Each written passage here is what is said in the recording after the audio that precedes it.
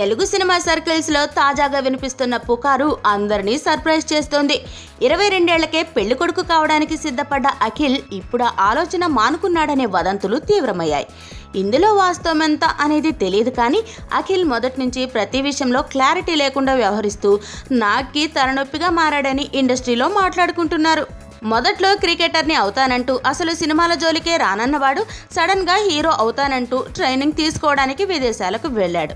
మొదటి సినిమాగా మంచి కథ కోసం చూద్దామంటే తనకి నచ్చిన కథనే తీద్దామంటూ వినాయక్ని ఫోర్స్ చేసి నాగార్జునని బలవంతంగా ఒప్పించాడు. అఖిల్ ఫ్లాప్ అవడంతో రెండో సినిమాకి పూర్తిగా తండ్రి మాట వింటానని చెప్పిన వాడే ఏ కథని తెగనివ్వలేదు. మంచి కథలు చాలానే రిజెక్ట్ చేస్తూ వచ్చిన అఖిల్ తాజాగా విక్రమ్ కుమార్ కథకి కూడా గ్రీన్ సిగ్నల్ ఇవ్వడం లేదట.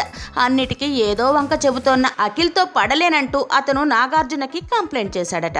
అఖిల్ కెరియర్ ని చక్కదిద్దే వరకు కొత్త కమిట్మెంట్లు పెట్టుకోరాదని ఇప్పుడు అతని అన్ని మీటింగ్స్ లోనూ నాగ్ కూడా తప్పక హాజరవుతున్నాడట.